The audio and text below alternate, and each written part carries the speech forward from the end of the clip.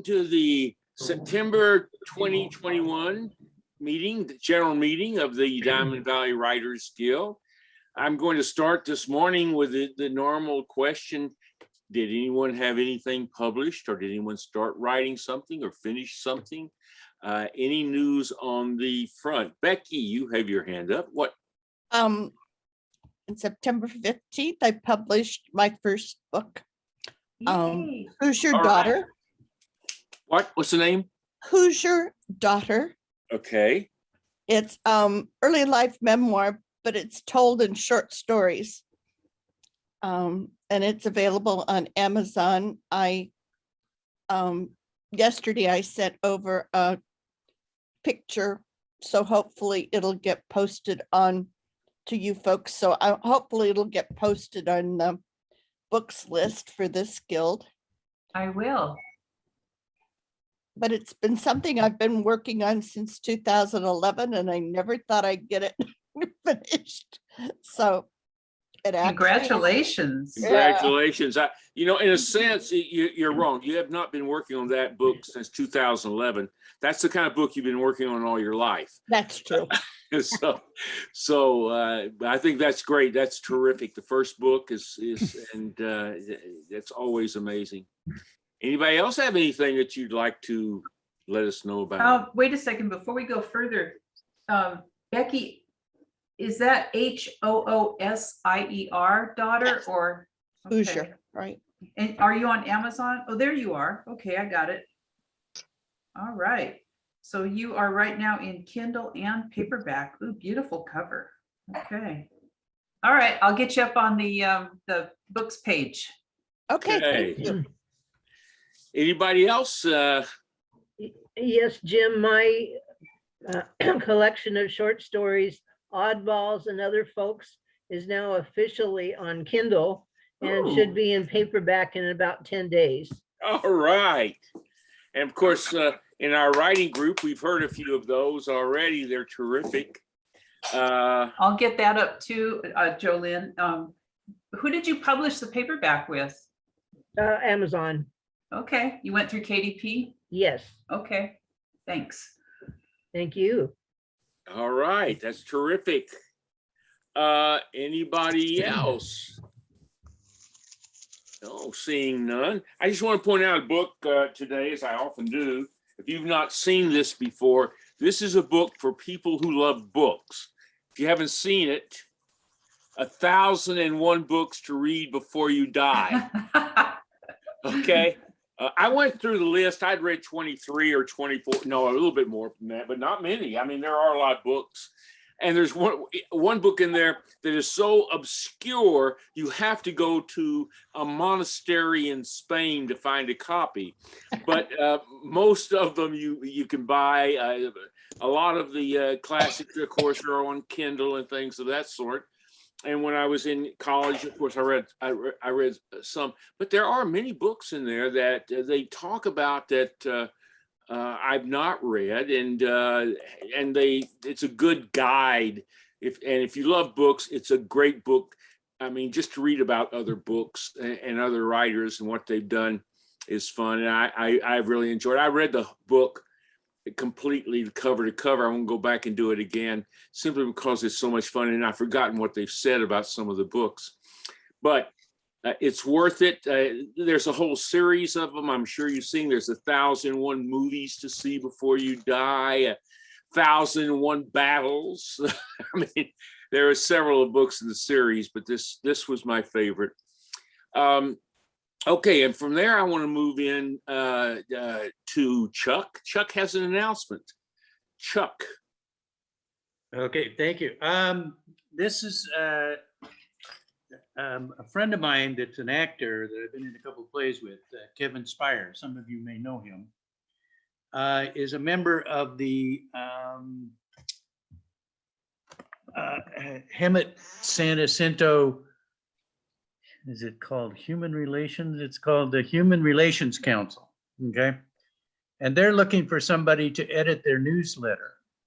Now, I put onto the chat the information that I have on that, and he says there might even be a stipend But I think that if you go to the website, you'll see what this board is. I didn't know it existed. But to give you an idea, the Hemet Mayor Pro Tem, Linda Krupa, is the chairman of the board. And they have a website, and they also have a Facebook page. And I've also included Kevin Spire's phone number there if you want to talk to him about it. There may be somebody that would like to edit a newsletter. I don't know. So Okay. Let's that's the see. information. All right, thanks, Chuck. Questions? Because I don't know much more than reading their. Yeah, I'm not sure why I'm not seeing the message in the chat. Really? Yeah, I can see it. How about that? okay. Well, can you just read me his phone number? Sure. Hang on. It's the Hemet Relations Council, Greater San Jacinto, Kevin Spire, SPEIR, 951-514-7911. Okay. And I've made a list there of the board members with the offhand chance that somebody may know one of them and they could talk to them about it. Might be a Okay. better way in, who knows? I'd suggest you go to the website and see what they're all about. If you got Facebook, the Facebook page is actually nicer to read, so. Well, thank you. I would like to include that in the blog post summary is why I'm asking. They sponsor these writing contests for local high school kids, and usually it's human relations of some sort. Yeah, Okay, okay, thank you. Okay, yeah, thanks, Chuck. Appreciate that. I wanted to go now for next month with Joe. Joe, would you like to explain about next month? Yes, we're going to try to come up to Howard standard with the poets and have prose reading. So we would like you to submit something you're willing to read up to 1,000 words because of time constraints. And it can be essays, short stories, and excerpts, but we would like participants, and you can email me what you want to read at Jolynne, lowercase JOLYNNE, numeral 1 at live.com. I would like to have them by the 15th of October, so I have plenty of time to set up a roster. So follow the format of that we use for the straitjackets, and join us in sharing your work. Okay. Actually, neither Cheryl, I don't see Cheryl here. Cheryl is No. not. Sharon, Cheryl's son is visiting, and Ellen's in Jackson Hole, Wyoming. So they asked me to speak for the magazine. Dan, why don't you go ahead and do that right now? Okay, you have a few more days to submit. October 1st is our deadline, and we're hoping to have it out by the middle of October before our next meeting. So we're still open for submissions. And you Okay. can get the information on our website. Also, if I could make a comment about that, we were having a little trouble with our email account, and Ellen wasn't able to get in. So she asked me if I would send out the notice, Jolynne, the one that, she would normally send out saying, inviting people to submit, telling what the deadline is, October 1st, and then also the contest and the picture, write a little story about this picture. So I tried to send it, but I couldn't. So I'm going to try and do that like tomorrow. I'll try to resend out that email that provides all of that good information about this latest edition. And I will send out an email with all the information about the October meeting in the next day or so. It'll have Jolynn's email address on there and what the requirements are. So I'll send that. I've already sent it out once, but I'll send it out again in tomorrow, the day after, today, maybe if I get a chance. So Next is on the agenda, just a word. We are going to have elections next month. There are 2 positions that are opening up, Joe's treasurer's position and my position as president. Neither of us are running again. So it's, if anybody is interested in the positions, I know at least one person who is, but it's, I've certainly, I'm not running again. I've certainly enjoyed my 2 years. It's been great, but next, it's got to be somebody else taking over next. And of course, I had a hard time following the legend of Lynne. But next month, election. So treasurer and president, those are the 2 that will be open. Let's see. Okay, that covers everything up until now. We have our monthly tip from Sandy. Yay.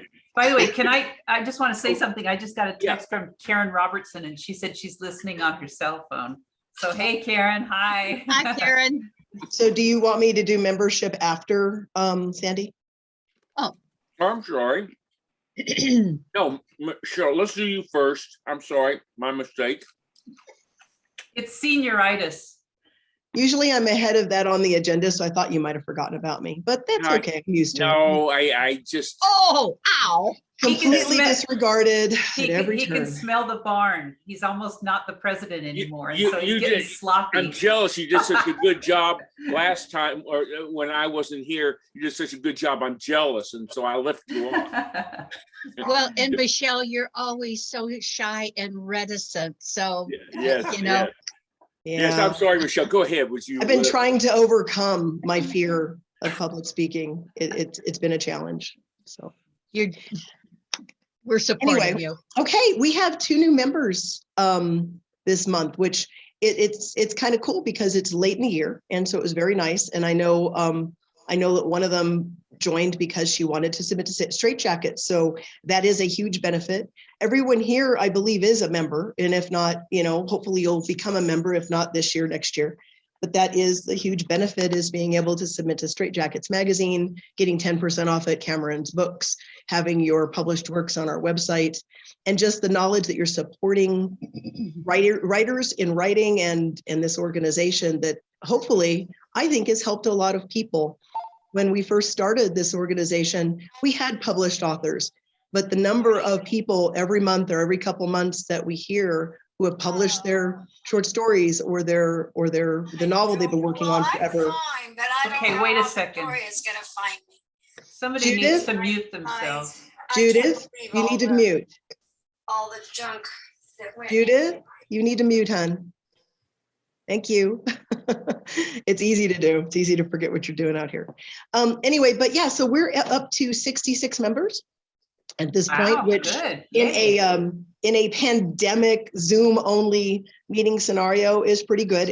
Our numbers are lower than they were prior, but not by a huge amount. And it helps us keep the doors open. That $20 a year helps us pay for the Zoom, which is a $15 a month charge for us to be able to do that. And we have to do that 12 months a year, even though we only have the 10 meetings. So because we can't just eliminate the account and then start back up. And our websites cost us money for both the straitjackets and for the guild. There's a lot of unseen expenses, but they're small. And so your $20 helps. So thank you again. And I'll be hitting renewals starting next month. And see, because we're not accepting renewals for 2022 until the October meeting. So that'll be the time to do that. If you do send a check in October, just stick down in the memo 2022 so I know, okay? That way, when I pick it up, I'll be able to decipher which year you're paying for. And that's about it, I think. Okay, great. Did I neglect anybody else? I feel bad about that. Okay. If I haven't neglected anybody else, then we will definitely move to Sandy for her monthly writing tip.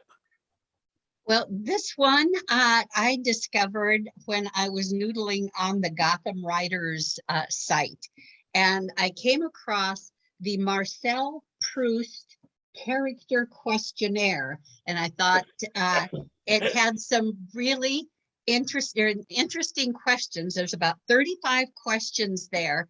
And I know we have all seen those questionnaires are what's the eye color, where did they go to school, how tall are they, etc. So there was, I think, a lot of who, what, when, where.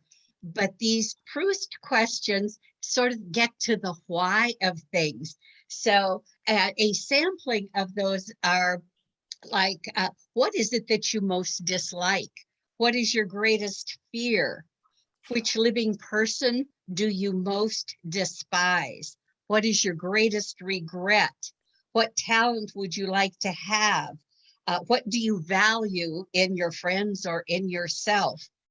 Who are your heroes in real life? On what occasions would you lie? What is your motto? And I always, when I see motto or something, I think of Bosch, who always says, everybody matters or nobody matters. But I think there's great possibilities in those more in-depth why kinds of questions, so that you discover your arc and how your character would act and react in both dialogue and plot events. So you can just Google Marcel Proust Character Questionnaire, and a plethora of sites will show up that have that that whole list on it. Vanity Fair does say Proust did not create this, but he played in a parlor game, and so that was how they found out about each other and so on.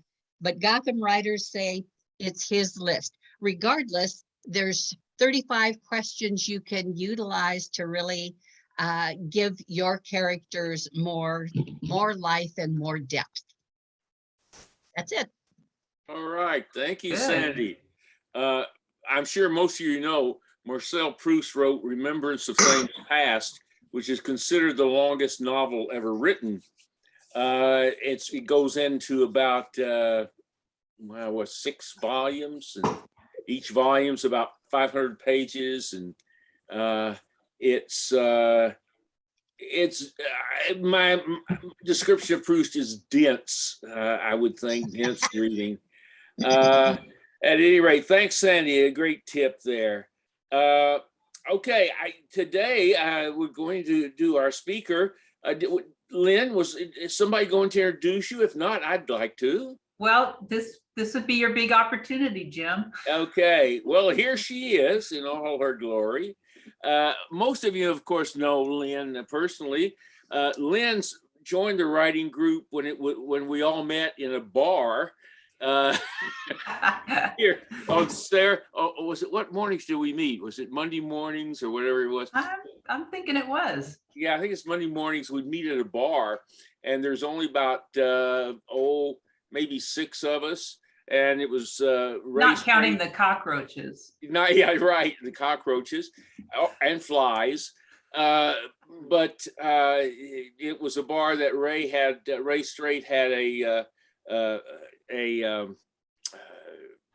partnership in, and but we were meeting there, and I'd been there a little longer than Lynn, but not too much, and she joined us, and right away I think we all recognized that she had some real talent writing, and of course since then she's published quite a few books, and she's part of our writing group on Wednesday mornings, and it's always a pleasure to hear her both give her critiques and to hear her read and present her material. If you haven't read any of her books, you should certainly, you can pick them up on Amazon, right, Lynn? Absolutely. And her latest book is, would you like to show your latest book to everyone? Well, I will, and it's going to be part of my presentation too. But we did this once before. Thanks to Marge Charlier for the title. I had originally called it Florida Do-Over, but she came up with a better title, and I wrote it during Nano. So I'm going to be talking about that a little bit later. All right. And so, and of course, all of you know that this organization is really her baby. She is responsible for putting it together and maintaining it for the first 4 years. All I did was just kind of step in for 2 years and fill part of the role that she had done all these various things for. Thank goodness she stayed on and helped out. And but she is really responsible for this group. And without further ado, Lynn, the floor is yours. Well, thank you, Jim. What a nice introduction. And without any warning, you just did that spontaneously. Can you guys hear me? Because all of a sudden you're all muted, so I can't tell. Okay. I'd like to do something since there's not that many of us, Jim. If one of you has a question while I'm speaking, just do this, okay? Somebody will see you. And then Jim, try and keep an eye out for that and unmute them. Oh, I can't watch because I have speaker only on for you. Oh, and it's okay. for recording. Oh yeah, So- because I'm gonna so have my if screen that- share. If somebody I can does- watch. I can watch. Okay, Okay, I'm gonna be doing the screen share too, Jim. So all right. I've got the presentation, but I want to thank you for the introduction. In 2012, when I wrote my first book, you not only blurbed the cover in a very gracious way that I'm sure helped me sell a lot of books, but you also, at my book launch at my house, where we had about 60 people at my house, I hadn't planned ahead. So I said, could you introduce me? And you did. And you gave me the most gracious introduction, and I appreciate it. And I appreciate you so much for how you did step in. I think that, you know, what I tried to do in getting a group of people together to start this guild with me, because there were about a dozen people who helped originate it. I think that you probably stepped into an intimidating spot. I think a lot of people were afraid to pick up, you know, the ball and run with it after I said I wouldn't be the president anymore, wasn't able to. So thank you for doing that, Jim. In a normal setting, you know, I'd walk you up to the podium and I would give you an award of some kind, some plaque or something, and I would give you a big old hug and tell you thank you for your contributions to this group. But since we're here on Zoom, I'll just give you a big virtual hug, and I'm sure everybody else would join me in that because you really did yeoman's work and I appreciate it. Thank you very much. Thank you very much. I appreciate that, Lynn. Thank you. Okay. All right. Well, last year I did this presentation and I called it do a book in a month. I think it was a book in a month, write a book in a month with Nanowrimo. And that was great. We did it. I wrote a book in a month and it ended up being the one I just held up. But then what happened after I gave that talk was that Karen Robertson suggested that we put together a group of people who were going to do Nano together. And we did. We got together every Monday for 1 hour at 1 o'clock. And we did it by Zoom, so it's pretty easy. And we met in October to talk about what we were going to do in November once the marathon started. And I want to be clear, it is a marathon. It's easier to explain it that way to your family as well. So once the marathon started then, November 1st, then we would report back to each other once a week and tell each other how we were doing and keep each other, you know, hold each other up, support each other. It was really worthwhile to me. I had never done Nano with a group, but that really, it perked me up. It really showed me the value of being in a group. But what was interesting afterwards is that I got so much more out of it than just writing a book. Yes, I did write a book in a month, but what I got out of it was that I learned so much about my process, and I think everybody else did too, that I wanted to take a different approach this year when I talk about this, because I want to show you that Nanowrimo isn't just a circus where you just, you know, a race where you just race to write as fast as you can and get 50,000 words down on paper. It isn't. It's really much more than that. It's almost a developmental process where you learn something about yourself. So that's why I called it Supercharge Your Writing Process using Nanowrimo, because I want to give you some examples of what people learned about that. So I'm going to go to screen share. So hang on a second. Oh, can you, Jim, can you click me into the screen share? It should be already on there. Host disabled participant screen sharing. Oops. Where did you go? Well, I There's- screen share. There's but you. There's me. I think I screwed up here somehow. Let me see. Okay. There. All right. I'm back. Okay. Let me try this one more time. Okay. All righty.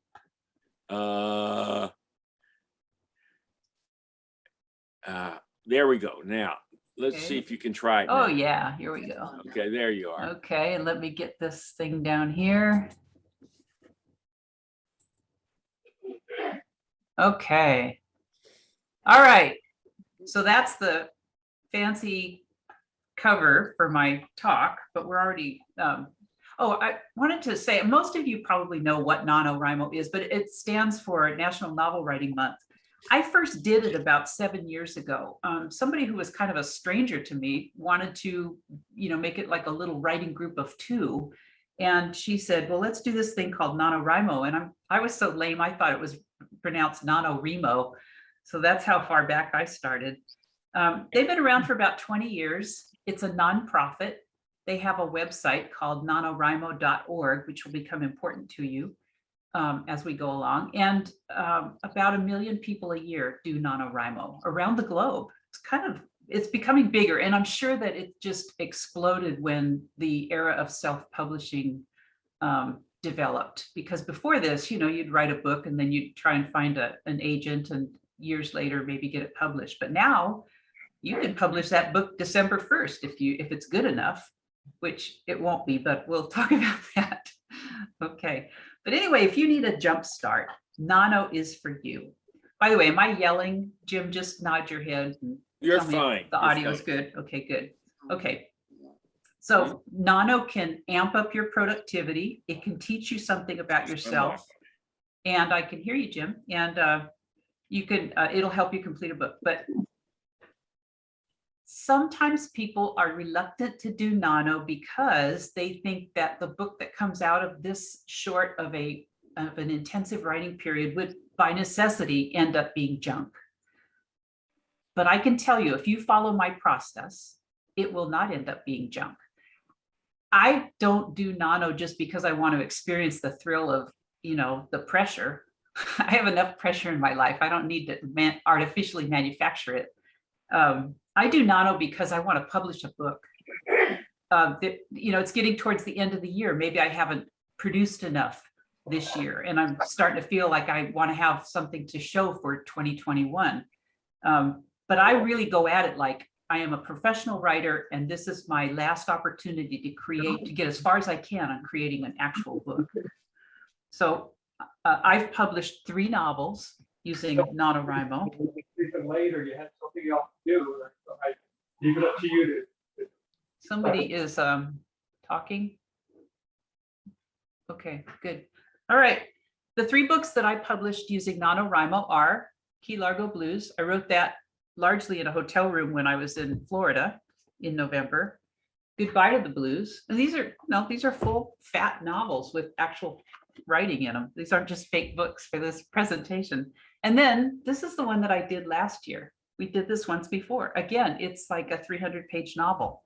And I actually, I outlined it in October. I wrote it in November. And then over the course of the last few months, I had it edited and re-edited and the cover done. And then I published it last month. That was a book in the shortest amount of time I've ever published a book we did this once before, was the one that I did for Nano. And also, I probably wouldn't have done it except that I did that talk. And then I felt honor bound to prove that it would really happen, that I wasn't just talking. So that book is entirely because of you guys, because I felt the pressure to put my money where my mouth was. Anyway, I've published 3 novels doing Nano, and I've actually written 6, but 3 of them are not quite ready for publication. One of them is waiting for certain people to die. And then after that, I'll be able to publish it. But anyway, what if you don't want to publish a novel? What if you want to write something else? Like, You could do a memoir, you could do nonfiction, you could do blog posts. As long as you determine a number of words, it's legitimate. It will help you accomplish what you want to accomplish through Nano. People do Nano for all kinds of reasons. My reason is that I want to show something by the end of the year for my presence on Earth during that year. So my first tip for winning at Nano, oh, wait a minute, I have to show you this. I want to tell you, I'm not an authority. I don't work for Nano. This is my particular program, and I'm going to tell you what I do. You may do something different. If you're a pantser in particular, you may find this is not to your liking, but my program will get you a book, and that's what we're going for right now. Okay, so in my system, the first thing that you need to do is decide why you're going to do NaNoWriMo. These are some of the typical reasons that we gave to each other in our NaNoWriMo accountability group that we formed. Prove to yourself you can complete a novel or anything. Learn to write faster. Learn about yourself as a writer. I'm telling you, that is an area of rich knowledge that you will mine as you're going through this experience. It's kind of like boot camp, you know, you learn some things about yourself. Or you could do it for the social aspects, or like I said, to salvage 2021.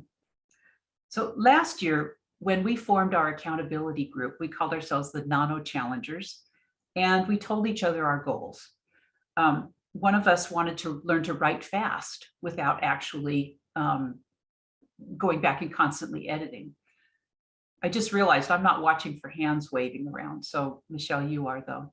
I'm Okay. watching. I can't see the people waving their hands, but if they raise their hands or put in the chat that they have a question, I'll see that. Oh, thanks. That would be really helpful. I appreciate that. And then I guess just yell at me if I don't notice you.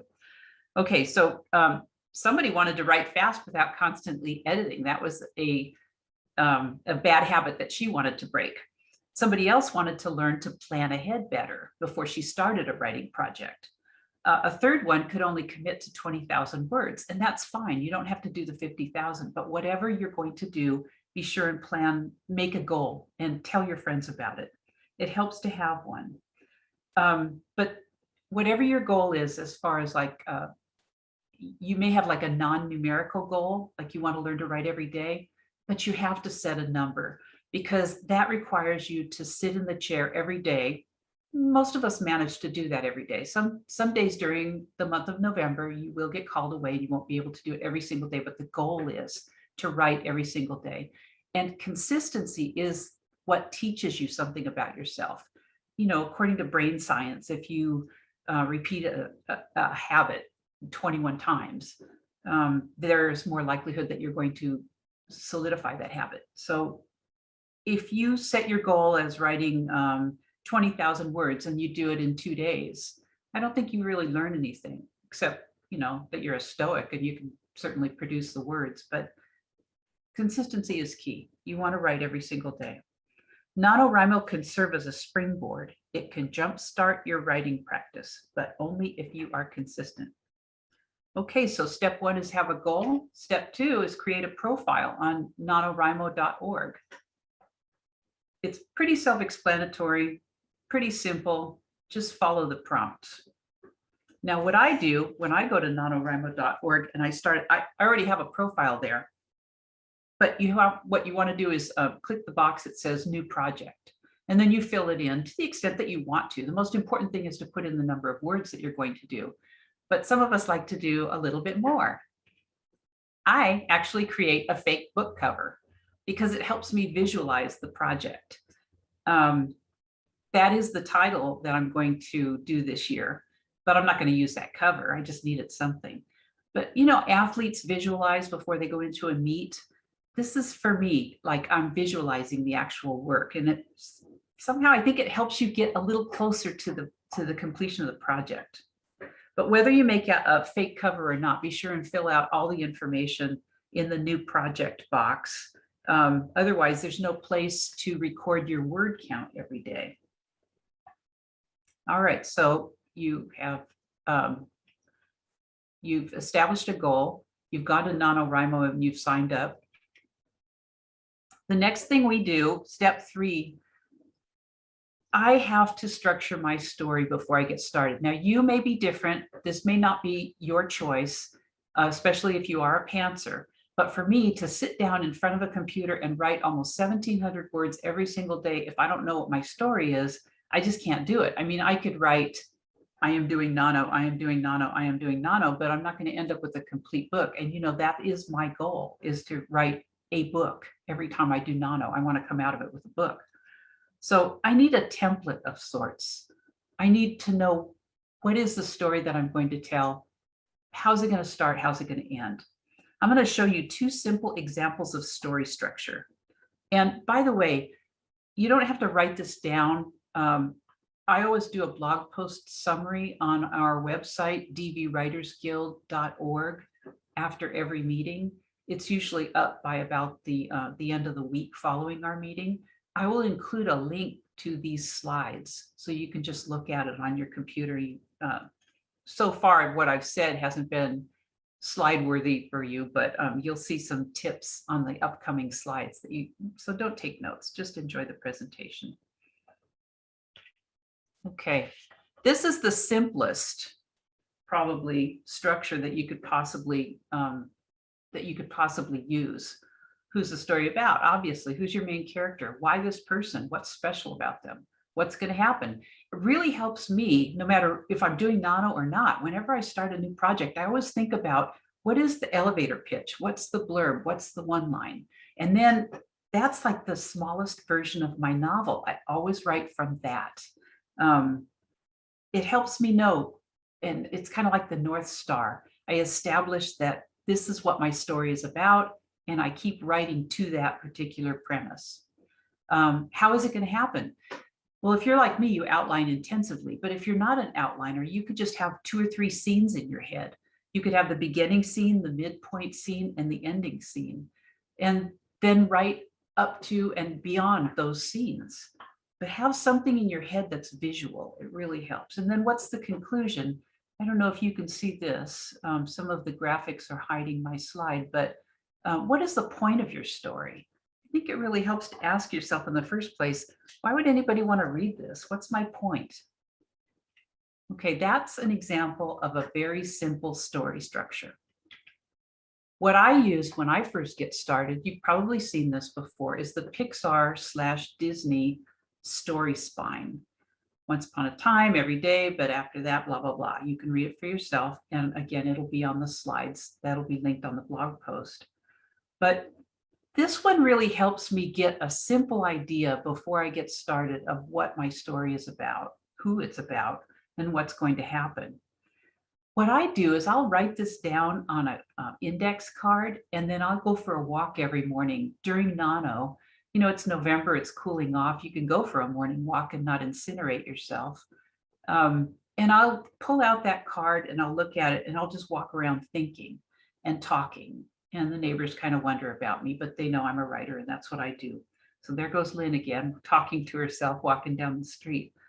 So anyway, you've got a goal, you've set things up on Nano, and you've got an idea of your story. This is all beginning preparation that you want to do in October before you get started in the actual marathon itself. The next thing I do is an outline. And even if you're not an outliner, stick with me on this because there are reasons to do it other than the traditional. Because when you do an outline like I do 30 different scenes, one for every day in the month of November. And so it's like 30 days of writing prompts. You sit down, it's time for you to write. You're not feeling that motivated. The muse has deserted you. People are pounding on your door, the phone's ringing, and you've got to puke out 2,000 words. How are you going to do it? Well, here's an example of, the first 4 days of my, I did this a couple of days ago. A couple of years ago. This was a book that I wrote that I haven't published yet.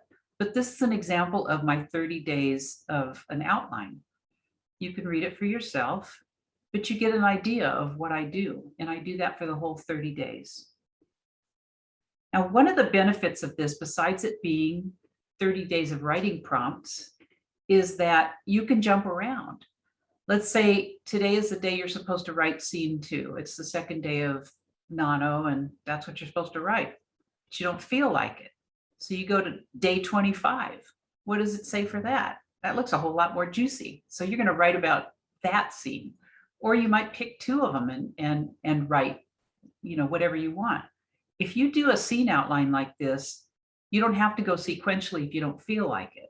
Also, if you don't have time to sit down and actually, you know, work on one particular scene, maybe you've only got a half hour. Well, jump around, pad it. You can go from scene number 1 to scene number 2 to scene number 3 and just add a couple of lines of dialogue. You can do 50 words in one chapter, 100 words in another chapter. This is a great way to bulk up your writing. And, you know, it's not linear and sequential, but that doesn't matter because you've already written out the outline. So that really helps me. I will end up doing 50,000 words, no problem. Even if some days I don't feel like writing, I'll just go to one of these scenes and I'll just elaborate, just add a few, like a description or something like that.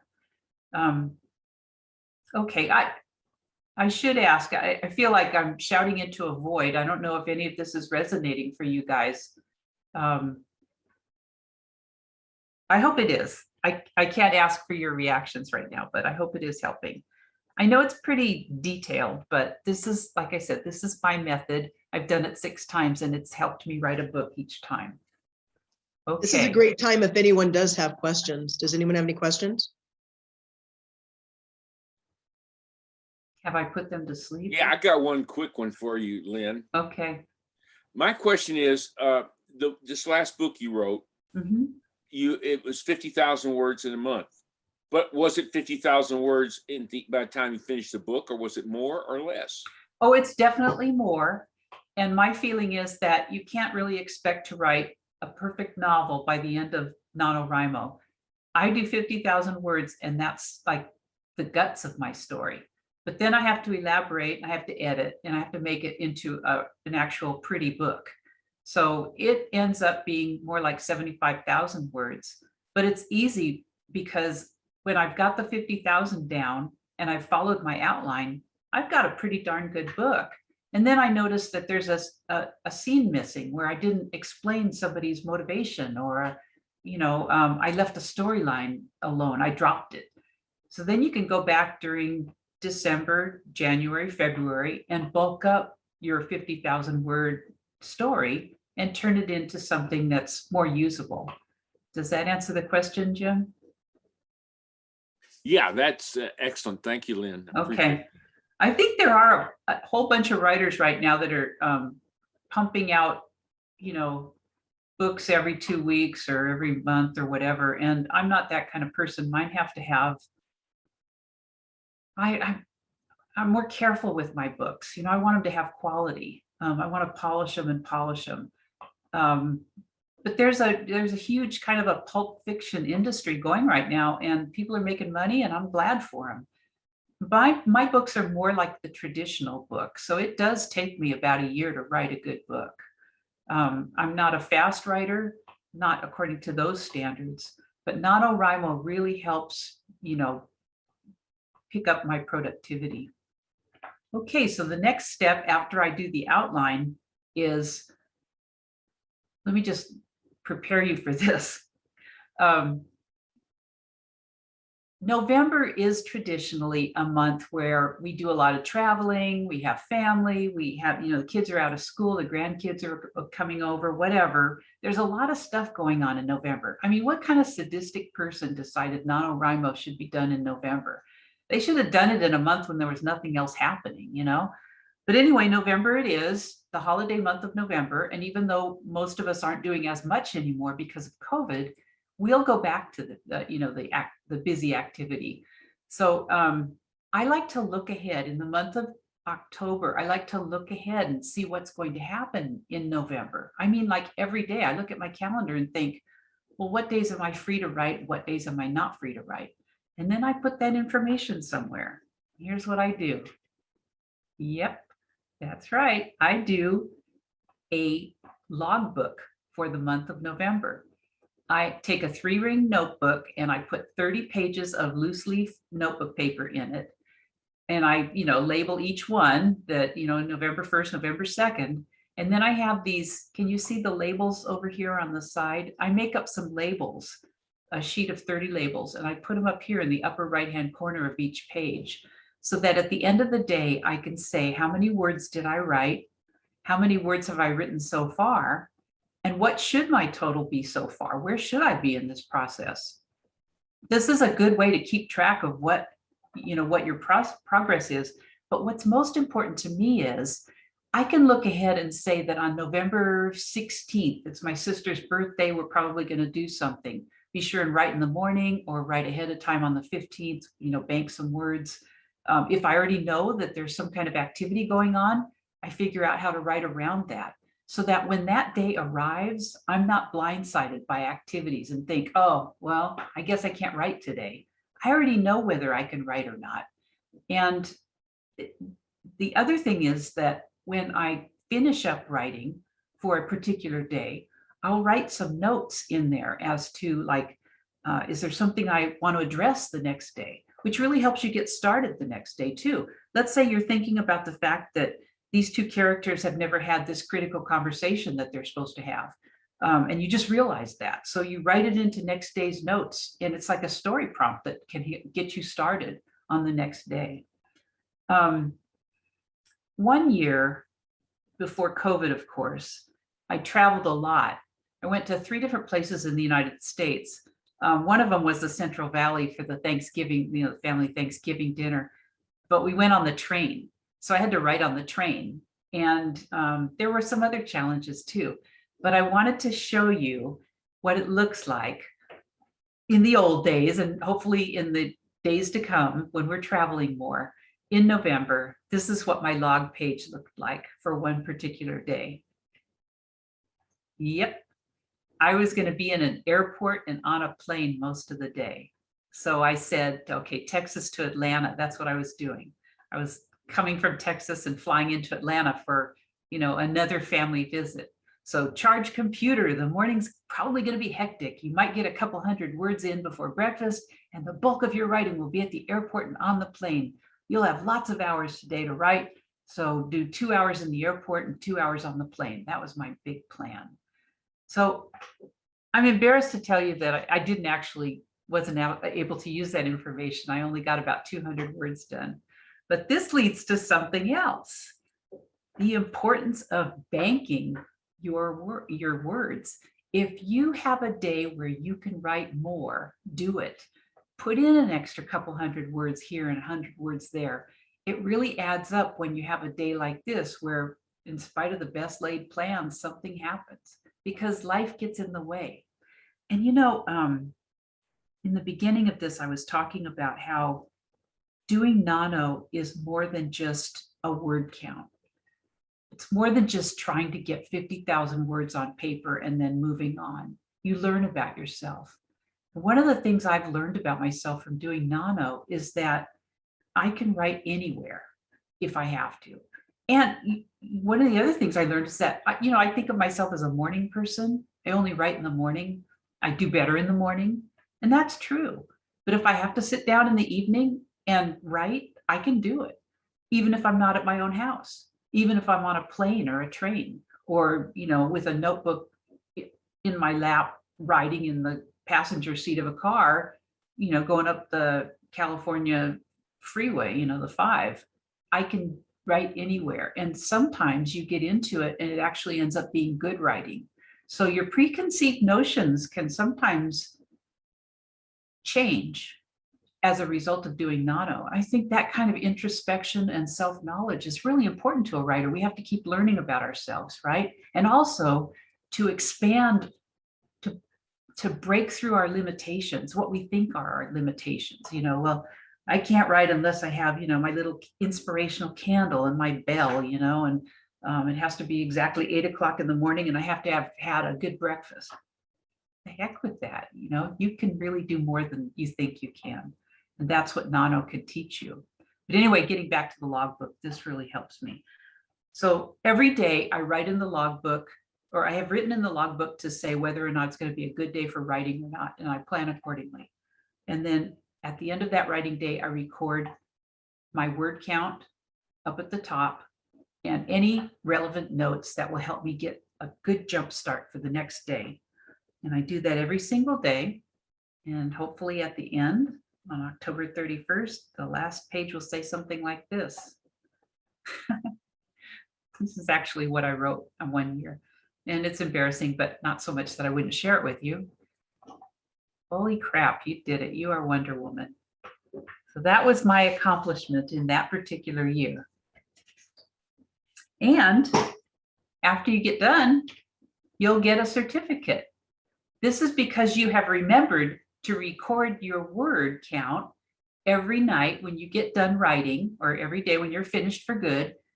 Go to nanowrimo.org and go to your project, the work in progress, and write down, record how many words you did that day. They give you all kinds of cool graphs and charts and everything to show you what kind of progress you're making, whether you're ahead of the curve or behind the curve. But most importantly, as most of us have found out, if it gets to be midnight on your writing day and you haven't entered your word count, you can't go back and edit it. So it's 0. And that's kind of dispiriting, you know? You look at your all the work you did that day and you can't even record it on the computer until the next day. And then it looks like, you did twice as much. Sort of annoying. So be sure and write your word count on the computer, online at nanowrimo.org at the end of every writing day. Okay, I hope this is helpful for people. I'm going to go on a little further in a minute, but I wanted to pause and just say, I know that my system is intensive and it's not for everybody, but whatever your system is, I would really recommend that you think about it and prepare in October. Prepare intensively. Think about how many words do you normally write? It leads me to another thought. If you're thinking, well, I can only write 20,000 words in Nano, and so that's what I'm going to sign up for, and you feel like, well, that's not very many. Well, how many months do you write 20,000 words or even 10,000 words? If you're honest with yourself, maybe not that many months. So writing even 10,000 words is a huge accomplishment. I mean, that's something to be proud of. 2,500 words a week, you've done something there. So don't be afraid to set a lower goal, a lower word count as your goal. You'll feel like a winner no matter what. Okay, I told you that we formed a challenger group to support each other throughout the writing process, the marathon, and also during the year. And as I was getting ready for this talk, I asked my friends in the group if they had any tips for you guys, if they had any thoughts from their experience that they thought would be helpful to you. And so, yes, they do. We have some tips, tricks, and hacks from the Challenger event from last year. Okay, this is really important. Dennis isn't here right now, but he said it's really important that I expand on this idea of dictation. Dictation is just a huge boost. What I do, I don't get bogged down by buying a fancy program like Dragon or something like that, and then having to work with it and make it learn how I speak. I don't do that. Most of us have smartphones. Most of us have figured out how to use dictation on our smartphone. So regardless of what kind of a phone you have, you can go to open up Google Docs, click the microphone, and just speak into the microphone. For me, dictation works best when I'm walking. So I'll go around my neighborhood. Again, yeah, I know they're used to seeing me. And I'll be talking into my phone and I'll be describing something. Now, this is really important. When I'm dictating and I'm doing Nano, I'm not trying to write something beautiful. All I'm trying to do is bulk up my word count. And dictation is such a fun and easy way to do it. So what I'll do is I'll dictate a description of a person. Like, what is their background? Why do we care about them? And I'll just talk to myself about that particular character. Or I might want to describe a scene. Let's say they're going into an old abandoned schoolhouse on 200 acres of prairie where they used to go to school.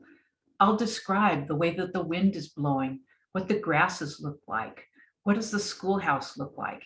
And it's random. You know, I might end up with 200 to 500 words worth of description when I get back to my house. But that's a really good way to bulk up your word count. And you also might get some good ideas for other storylines and, you know, aspects of your story. But then when I get back to my computer in my office, I'll open up Google Docs on my laptop, and then I copy and paste that excerpt from Google Docs into my Microsoft Word document. And of course it's messed up. You know, the dictation's always bad and the punctuation's horrible and all that kind of stuff. And then you find things that you've repeated, and who cares? You clean it up, and you know, that is probably half of your writing experience for the day. You can get a lot of words pumped out by doing dictation that way. Okay, that's my big tip about dictation. I really feel strong about that. But you know, don't worry about being careful with dictation. Don't worry about dictating something beautiful and perfect and polished. Okay, another tip is to take care of yourself. Change your seating often, exercise every few hours, get enough sleep, get out and walk. And also I wrote here, warn the people who live with you that you're doing a writing marathon and are going to be out of commission for hours on end. I don't think that was my tip. I think that was somebody else. But it's good to let your family know, tell them the word, use the word marathon. Most people understand that. And more importantly, then they don't have this like mistaken idea that this is what you're going to do every day for the rest of your writing life, because it's a little hard on family. Okay. Number 3, the importance of setting small periodic goals.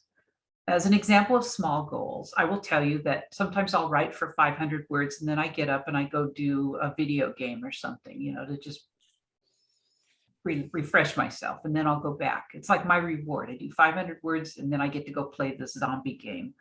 Karen Robertson had the goal of, quote unquote, writing her brains out for the first 3 or 4 days to bank extra words in case she fell behind.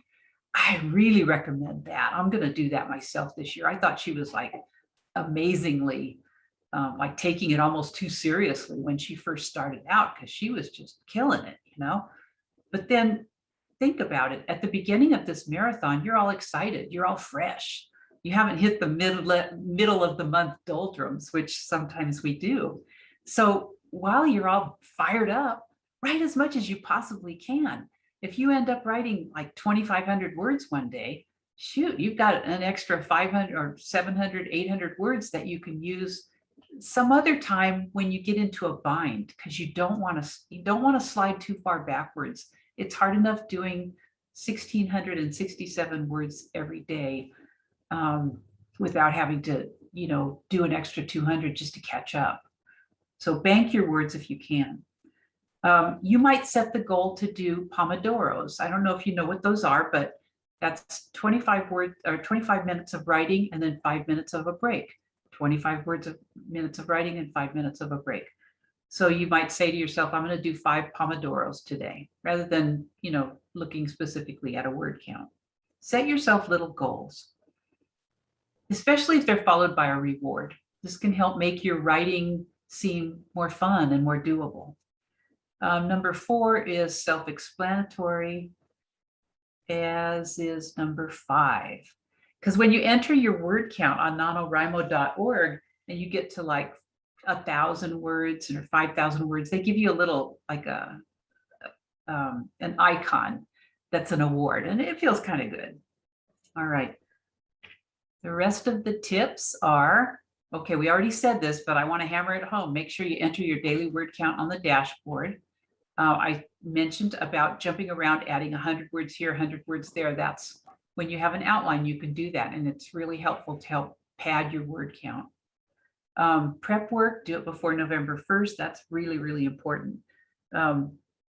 We got together in October before the marathon actually started, our group did, and that helped. Make sure you register on nanowrimo.org carefully and correctly, or you won't get a certificate at the end. The certificate is not critical. It's just kind of fun to have. And accountability is really helpful. you know, you could get a couple of writers together and decide that you're going to do this together.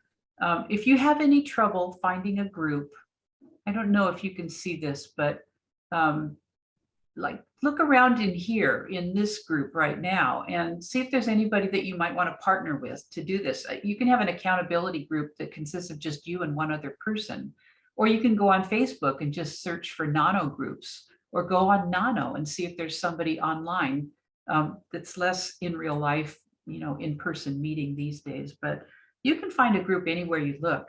If you have any trouble, you know, email me, lynne@anyshinything.com. It's LYNNE @anyshinything.com. And maybe I can help you figure out how to form your own group or find a new What a group. sweetheart. Oh, thank you. Okay, so in summary, this is my routine. I decide on a goal. Why am I doing Nano this year? I join a group or a couple of buddies for accountability. I create my profile or my project page. I know my story before I start.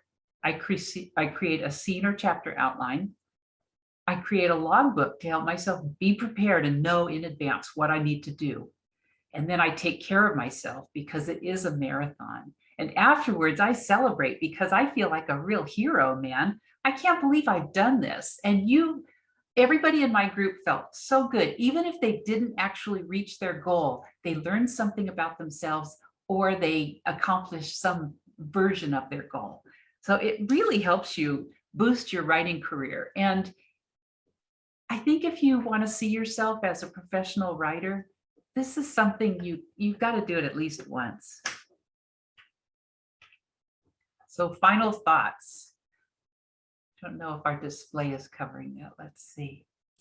So you're going to forge a powerful writing habit that will stay with you after November 30th. Once you realize you can do this, you'll be able to write a book in a month anytime you want. And imagine seeing a rough draft by the end of November 30th. I want to tell you what my goal is going to be for this Nanowrimo. I'm going to do something really different. You know, I've done the 6 books, so I've been there, done that. This time, I am going to set my writing goal at 25,000 words, which of course is only half. But the reason I'm doing that is because I am going to do 5 short stories at 5,000 words each, because I'm working on a collection of short stories right now. And I want to get it done. I'm tired of working on it. I want to publish it and get started on this series that I've been you know, planning on for the last 2 years. So anyway, I am going to do that. I'm going to, everything I told you that you should do as far as outlining and everything, I'm going to do one of those for each one of the 5 books.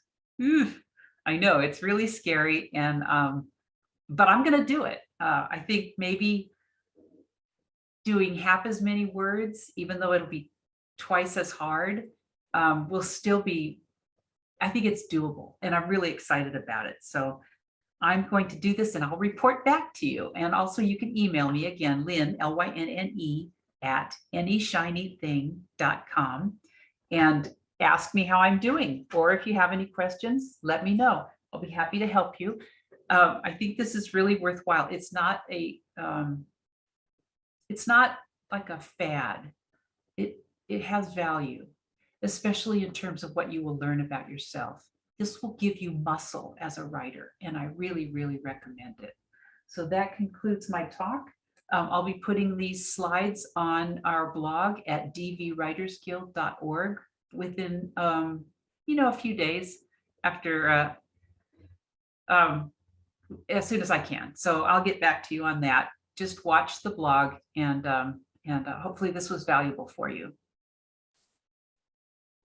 Okay, that's it, you guys. Thank you. Are there any questions? Yay. Yeah. Thanks. Jim, you want to open it up all the way up?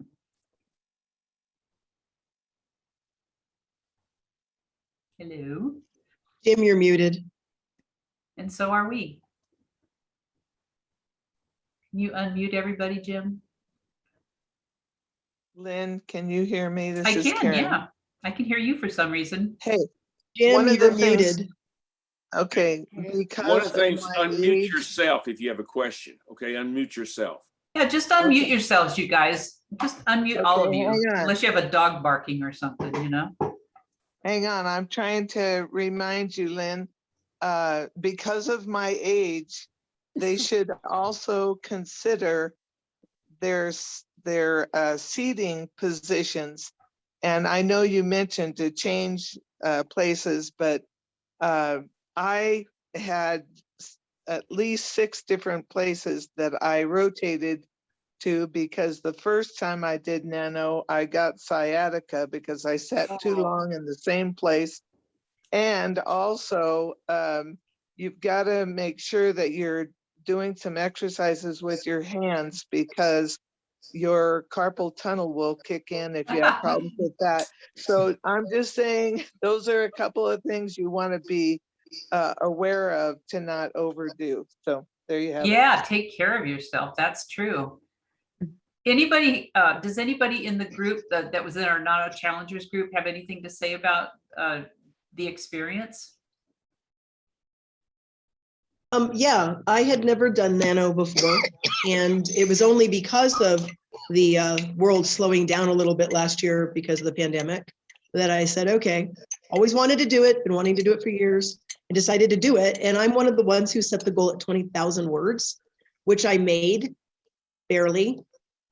I fell asleep and woke up at 11:45 on the last day and had to frantically type that last few words, but I made it, and it felt really good. What it did force me to do, I'm also one of the ones that's a pantser. So it did force me, through Lynn's guidance on her last year's talk, to force that outline, even if it's a real bare bones outline, just, you know, a few lines here and there to give you direction, a roadmap, as it were. And it did make a difference. I was able to do my 20,000 words, which now I'm at, I think I'm at almost, I'm over like 56,000 words on that novel now. So it's plugging along, and my goal is to have the first draft done by the 1st of this year. So for me, doing a novel in a year, running a business and having a life is plenty. I don't need to do 50,000 in a month and be happy. So it worked out good, and it was fulfilling, very fulfilling. Thanks for that, Michelle. Chuck has his hand up. What, Karen? Karen? Chuck has his hand up. Yeah, I have my hand up. Okay. I'm sorry. Okay, I got a comment and a couple questions. One of the things that I really liked was the idea that you would have a very clear vision.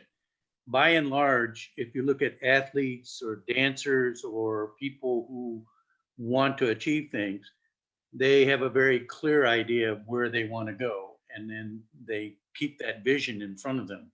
Okay. One of the dangers is if they get there, they say, where am I? So you want to make sure you keep on refocusing on your vision, I would think.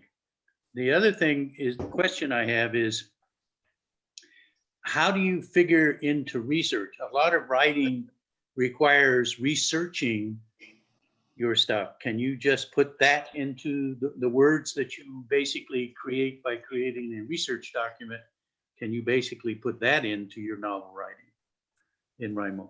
I would say, and I'll let others, others should weigh in as well, but my feeling is you just don't want to do any research during November, frankly, because if you're doing 50,000 words, you'll be wiped out.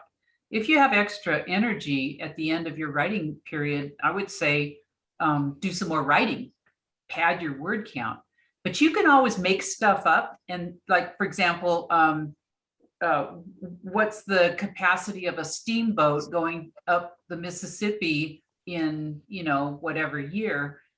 You could make something up and flag yourself for research after November, after the NaNoWrimo is over with. Or you can even write that question into your text. I would write myself a note that would say, do further research on this when you get time. Okay, I just wrote 10 words, but at least I know that I'm going to have to come back to that spot. So. That's a great idea, Karen. You could say, I wonder how many people a steamship could carry and how fast they travel and how much, what do they run on? What do they burn? That would be a great way to pad your word count. Well, and I'm writing a science fiction, which does take a lot of research. And what I found is I would do exactly what Karen's saying. And then I would put a double question mark at the end of it, so that later on, when I wanted to search out where that was, I just had to do a find for a double question mark, and I'd find the spot in the manuscript that needed some research. And that Very worked for good. me. Great Very good. idea. Yeah. Lynn, I found the notebook to be really helpful, and I don't know if you can see a note, I guess you can't, but I'm holding my notebook from last year, and it's very satisfying to see the accumulation. It works as an incentive to be writing it down, and so the notebook is really a terrific piece. It's only 30 pages. You know, I've got a couple of old ones here. Yeah. From different projects. Look at this. I don't know if you could see this. Yeah. It says became Key Largo Blues. This is my old notebook that turned into Key Largo Blues. I mean, it's only 30 pages. You're just looking ahead. It sounds compulsive and, you know, controlling and all that kind of stuff, but you're just looking ahead to what does the month, what kind of challenges are there going to be in the month? Sandy, thank you for saying that. I often wonder how much of my talk is useful to people, and I want people to take whatever little nugget helps them, you know? So, oh yeah, the DVWG Museum, right, Daniel? Anyway. I have a couple of just comments. Yeah. One, for those of you using Microsoft Word, an updated version, that has dictation on it. If you don't know that, they do have dictation. So you can actually dictate into your machine at home if you wanted to. It's Right. you still run the same problems, you know, commas missing or words that are misspelled that are not what you said, but it's pretty good. And it's equal to what Dragon was before, if not a little bit better. Yeah. Yeah. Wow. I So- use that. Yeah, and so it's quite useful. I've used it too. The other thing is just a comment about a writer. I may have mentioned this last year, Frederick Frouse, who was later who wrote under Max Brand, Evan Evans, and George Chalice. I don't know how many pseudonyms. Get this one. He averaged 5,000 words a day. Now, did he create any masterpieces? Well, it's the old story. You give enough monkeys, unlimited monkeys, unlimited computers, sooner or later they write Hamlet, right? Well, yeah, he did write two classic Westerns, Destry Rides Again and The Untamed. But you know, 5,000 words, what about the rest of his output? Well, it was good pulp fiction, and that's all I can say about it. But I suspect he didn't do a lot of rewriting either. And I know that Lynn, when you're finished with your book, even though you wrote that 50,000 words in a hurry in a month, you're going to go back and do a lot of editing. Oh my God, yeah. yes. Yeah, and which I think sets, you know, writers apart in terms of intent. Yeah, I want to say more about that, but I think Karen's trying to get in. Are you trying to get in, Karen? Well, I was just going to say on that same subject of research is a lot of times you have maybe a character and something's happening, but you just don't have the words yet to express it. You know, you can even write in there, I need more meat here, or I need to describe this person in a more detailed way. And that's fine. You're going to, like Jim says, you're going to edit this thing to death when you get done. But NaNoWrimo doesn't care whether you spell the words right or whether you put in the commas or the quotation marks. I find that I work better if I put in the quotation marks, and I know because it makes me keep track of who's talking. And that's all. That just adds to it. When you get to the end, it's not quite as hard to edit it. Yeah.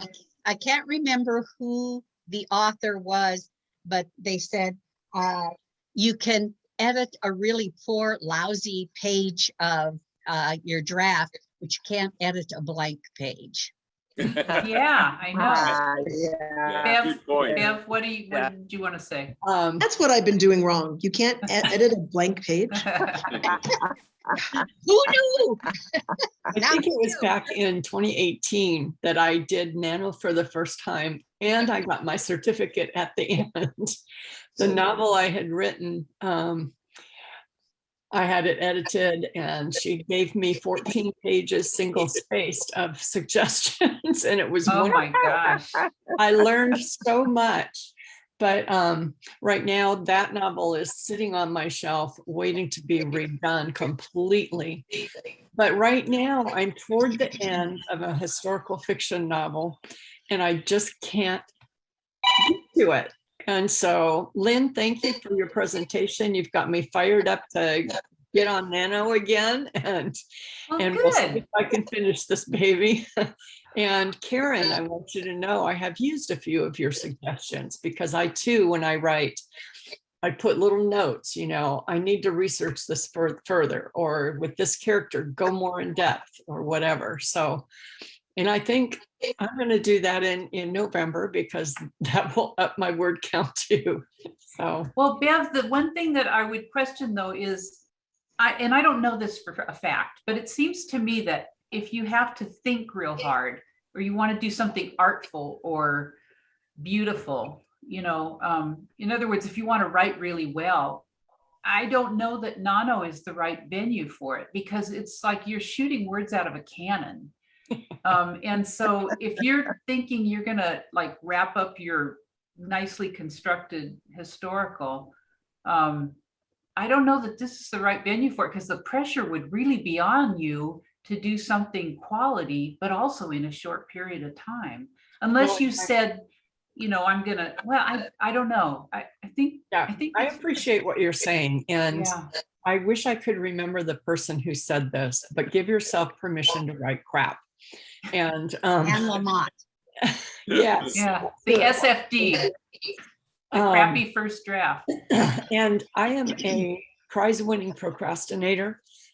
So I need a deadline, and that's what I'm looking at. I won't be going for word count. I will be going for quality, but I just need to get this done. It's so close. Yeah. And my writing group is encouraging me, but it's like, yeah.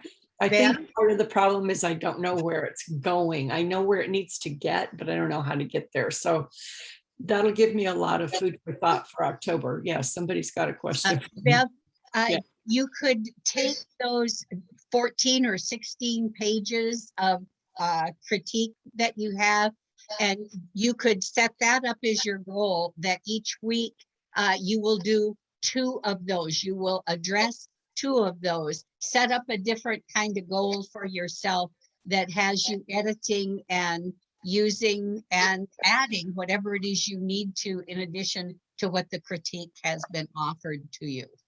Thank you, Sandy. I need to clarify, I think, because those 14 pages were from that other novel. Oh, this okay. one's totally different. Okay. And I just learned so much from her critique.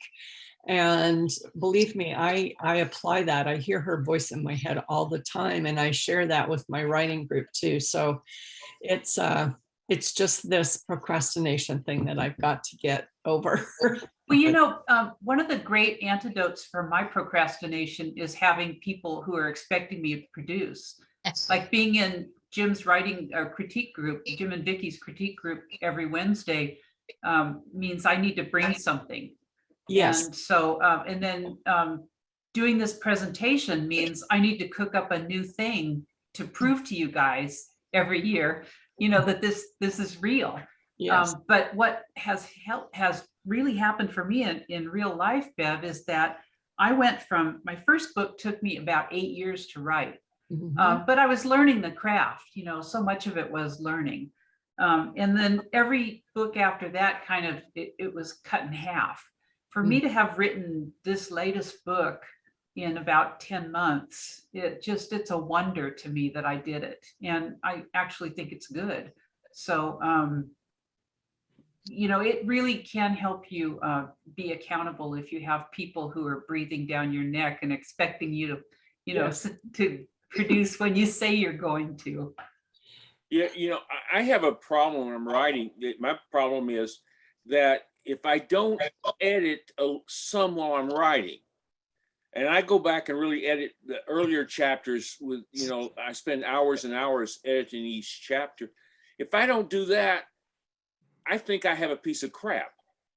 And only when I edit and it sounds good and it works after the editing and all, that gives me permission to write more crap. And that's your system. That's my system. That's your style.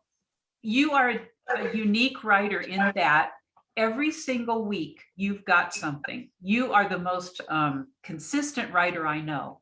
And you also have a good idea of story. I don't know that you need to outline things because maybe it's because of your background teaching English or whatever, but I don't know that Nano is necessary for you. And I know that you're not really that interested in doing it, but you have a technique that works perfectly for you. Exactly. It does. And it's just one of those things built in, but for me, editing becomes as crucial, more crucial in some ways than even writing the book. I mean, because I really do think, for me, I have to do that to make sure that the piece is any good at all. Yeah. That's just a response on my part. I think Nanowrimo has some tremendous advantages for people who want to try it out. I think it's a great object. I mean, one year I did write a book in a month, and it was really bad. But I do think when I did it gave me a sense of story structure and some other things. I did this. I mean, this goes way back before I published my first book. But I do think for people who are going to do it, I think it has tremendous advantages and offers a lot. Can I just say one more thing? Absolutely, Karen. I would encourage everyone to Lynne Spreen's latest book, which is, we did this once before, and it is a really good read. And for anyone who is dealing with or has dealt with elderly parents, it definitely will give you some good insights. And I think her 10 months that she did it in was awesome.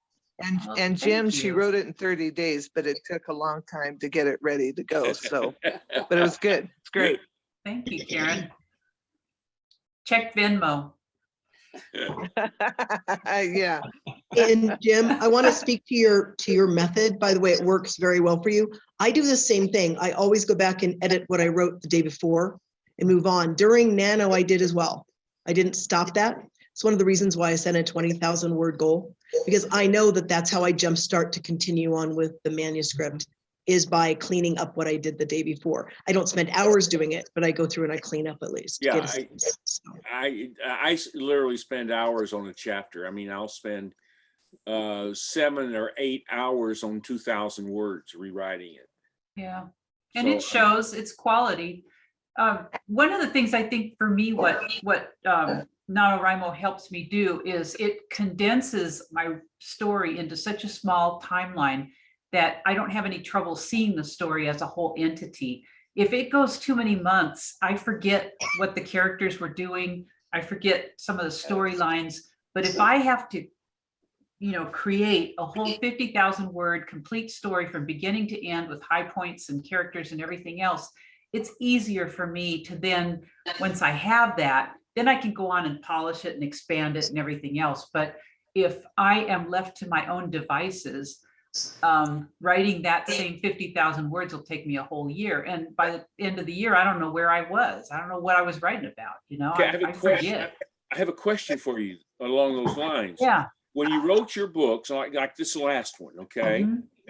In the 50,000 words you wrote, your first 50,000, I know you expanded, it went longer, but did you reach the conclusion of your book in that 50,000 words and then add 25,000 more? Yes. Yeah. But it was a crappy conclusion. I had to rewrite. I had to rewrite the ending. It was horrible. It was like it didn't have enough punch. So I had to rewrite the ending. And then I went back and I cut off the first couple of chapters because they were, info dumps. And so then, it's like kind of like an accordion, it grows and then it gets smaller and then it grows and it gets smaller again. And I ended up with, I think, 76,000 words. That's that's a third of a book you added to it. That's quite a bit. Yeah, but I had the bones. I had 95% of the story, done. Like, for example, one of the things that the editor said was she made the observation that I had not answered a particular question that I had raised. So I went back and I wrote a whole chapter dealing with that unanswered question, that dropped storyline. So, that's 2,000 words right there. And that kind of thing can happen. So that's what happens with me. Any other questions? No, but she should burn those notes so that nobody ever finds them. Why? You don't want your history exposed like this. Oh, it's so funny. I have some old novels, and one of these days I'm going to publish like a chapter of it, complete with all the hysterical exclamation points and like the tags, like she said worriedly. My early writing was so horrible. It would be a crack up to publish it. Well, I'm a big fan of Thomas Wolfe's Look Homeward Angel, but his earlier version of that was called Oh Lost. Well, they reprinted it recently. They finally printed his original version, and he would have sentences where he'd say something like, she said, and then have 3 adverbs afterwards. Yeah, I And used to do that. no wonder it was cut.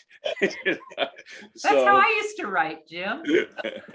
And now I go back and read it and it just cracks me up. It's horrifying because I showed it to, an agent or two back in the day, and they were nice enough to be, polite to me, but then they gave me a fake email address. So anyway. I think that's happened to all of us. Yeah. Any other questions or comments? Well, I have to say, I've really enjoyed the conversation after this, after my presentation. I've really enjoyed the give and take and the contributions everybody's made. That's what we're here for, is this community of writing, people who like to write and talk about writing. So this was really good. Thanks for your participation, everybody. Well, I'd like to Thank you thank for a you, great Lynn. presentation. Yeah, thanks for a great Thank you. presentation. You almost make me want to do it.